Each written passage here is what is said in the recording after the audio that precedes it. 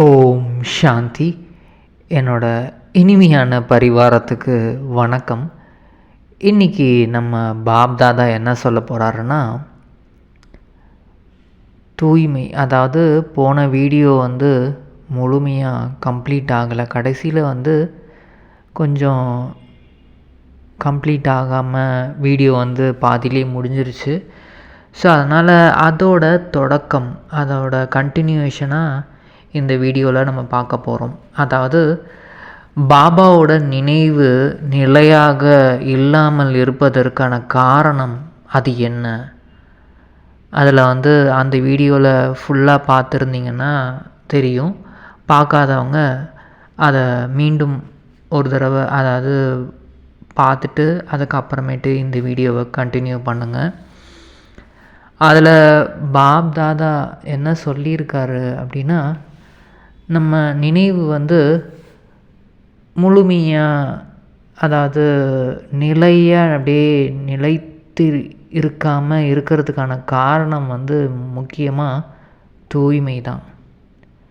So அதுலேயும் பாபா சொல்லியிருந்தார், தூய்மைனா வெறும் பிரம்மச்சரியம் விரதம் இருக்கிறது மட்டும் கிடையாது, உங்களோட எண்ணத்தளவில், உள் உணர்வில் எல்லாத்துலேயுமே தூய்மையை நீங்கள் கடைப்பிடிக்கணும்.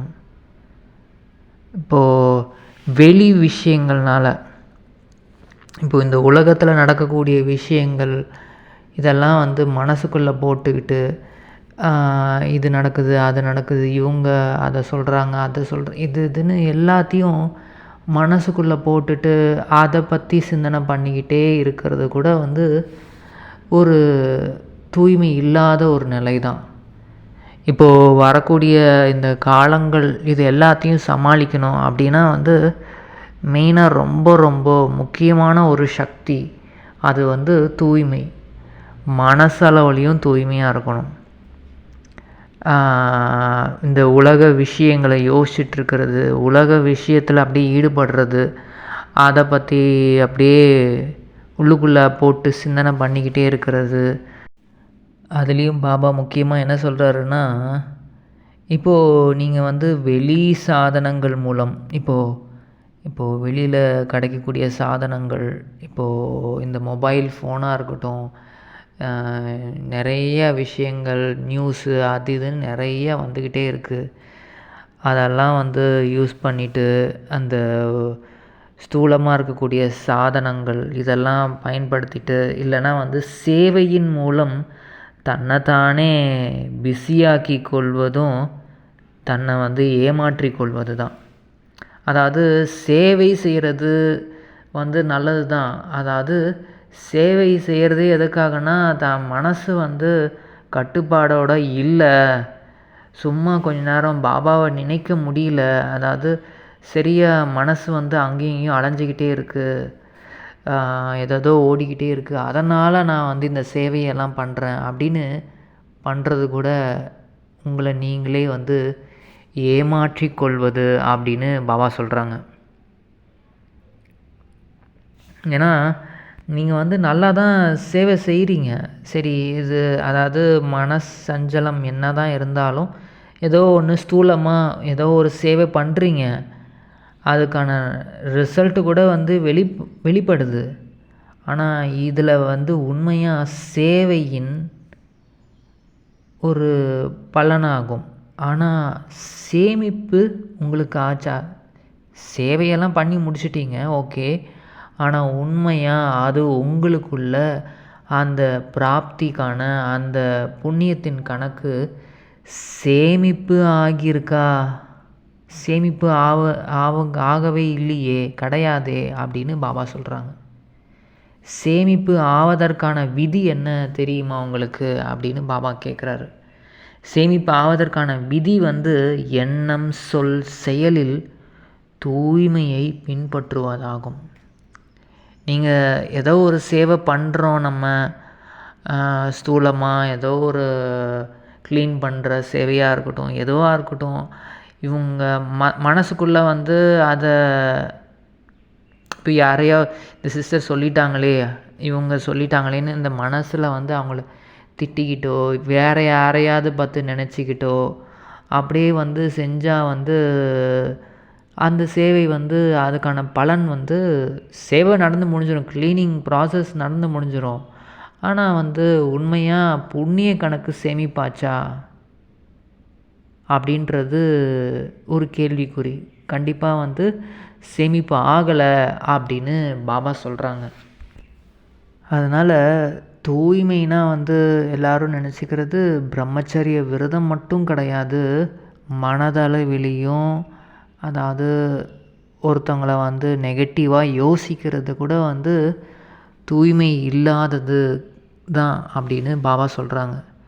நெகட்டிவாக அப்படியே ஒருத்தவங்க யாராவது நம்மளை காயப்படுத்திட்டாங்கன்னா அப்படியே அவங்கள போட்டு இவங்க ஏன் இப்படி பண்ணாங்க அது இதுன்னு மனசுக்குள்ளே அவங்கள திரும்பவும் திட்டிக்கிட்டே இருக்கிறது கூட வந்து அசுத்தம் தான். எல்லார்கிட்டேயும் வந்து அன்பாக நடந்துக்கணும், எல்லார்கிட்டேயும் வந்து இனிமையாக இருக்கணும், ஆனால் விலகியும் இருக்கணும். விலகி இல்லாமல் இவங்க என்னோடவங்க அவங்க அது இதுன்னு அவங்களோட நினைப்பிலேயே இருக்கிறது கூட வந்து அசுத்தம் தான் அப்படின்னு பாபா சொல்கிறாங்க.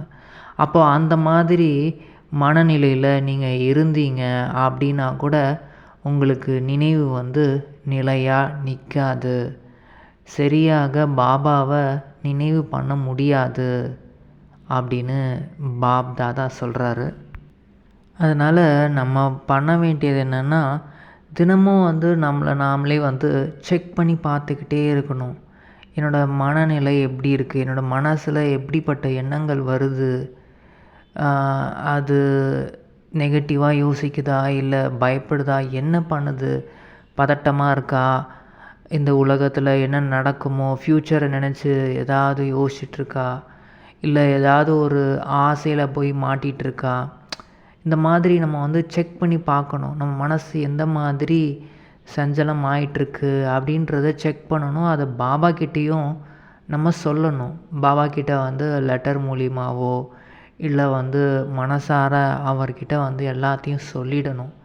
சொல்லிட்டு நம்ம ஃப்ரீயாக மனசை வந்து வச்சுக்கும் போது தான், மனம் வந்து தூய்மையாக இருக்கும் போது தான் பாபாவோட நினைவு சரியாக நமக்கு வந்து நிலையாக இருக்கும்.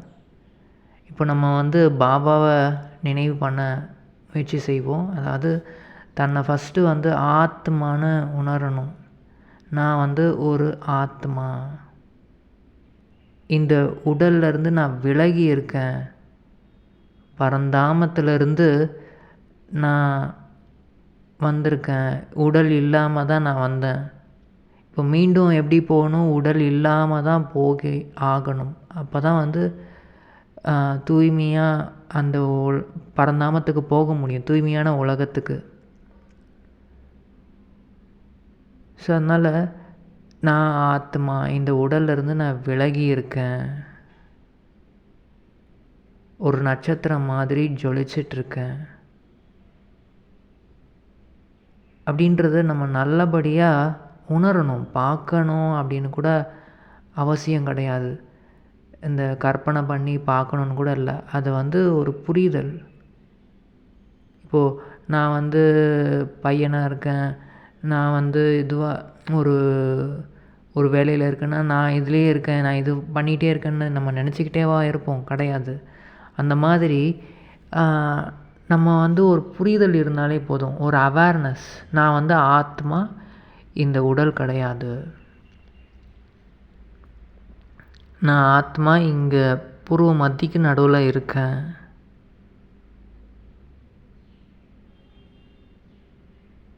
இந்த உடல் தான் செய்யுது, ஆனால் வந்து நான் வந்து செய்ய வைக்கிறவன், செய்ய வைக்கக்கூடியவன். செய்கிறது என்னமோ இந்த உடல் தான், ஆனால் வந்து நான் வந்து ஜம்முன்னு நல்லா ஒரு சீட்டில் வந்து உட்காந்துருக்கேன், புருவ மத்திக்கு நடுவில் நான் அமர்ந்திருக்கிறேன் அப்படின்னு நல்லபடியாக புரிஞ்சு உணரணும். அதுக்கப்புறம் பாபாவை வந்து பரந்தாமத்தில் அவர் ரொம்ப தூரத்தில் இருக்காருன்னு நினைக்க வேணாம், பக்கத்துலேயே, நம்ம பக்கத்துலேயே இருக்கார், எனக்கு முன்னாடியே இருக்கார். அந்த இடம் வந்து ஃபுல்லாக ஆரஞ்சு கலராக இருக்குது. என் கண்ணு முன்னாடியே இருக்கார். ஆரஞ்சு கலராக அந்த உலகம் இருக்குது. நடுவில் வந்து பாபா வந்து ஒரு ஜோதியாக ஜொலிச்சிட்ருக்காரு. அவர் வந்து ரொம்ப நெருக்கத்தில் நினைக்கணும். ரொம்ப தூரத்தில் இருக்கார் அப்படின்னு நினைக்கிறத விட ரொம்ப என் பக்கத்துலேயே இருக்கார். இதை நினச்சிக்கிட்டே நம்ம வந்து அவர்கிட்ட இருந்து ஒரு சக்தி, ஒரு மஞ்சள் நிற ஒரு கிரணங்கள் வந்து எனக்குள்ளே வந்து வந்துக்கிட்டே இருக்குது. ஆத்மாவாகி எனக்குள்ள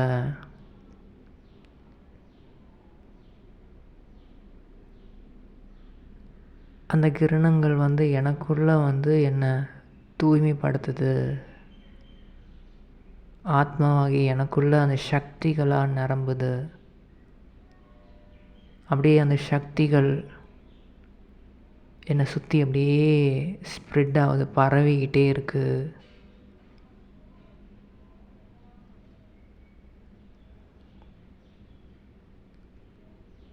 ஸோ இந்த மாதிரி நம்ம சரியாக வந்து பாபாவை வந்து நினைவு பண்ணிக்கிட்டே இருக்கணும். ஏன்னா இப்போது நேரம் வந்து அருகாமையில் வந்துட்டுருக்கு அப்படின்னு பாபா சொல்கிறாங்க. ஸோ அதனால் இப்போது கடைசி நேரம் வந்துருச்சு அப்படின்னாலே நம்ம என்ன பண்ணுவோம், எல்லாத்துலேருந்தும் விலக ஆரம்பிப்போம். ஸோ அப்போது நம்ம வந்து நம்ம இதுதான் அப்படின்னு நம்ம நினச்சிட்ருக்கிற விஷயங்கள்லேருந்து நம்ம விலகணும். பாபா தான் என்னோடய ஆதாரம் அப்படின்னு பாபாவை வந்து நம்ம எப்பயுமே நம்ம கூடவே வச்சுக்கணும். அதாவது அந்த உணர்வு, அந்த விழிப்புணர்வுலே இருக்கணும். பாபா என் கூட இருக்கார், என்னை பார்த்துக்கிட்டே இருக்கார்.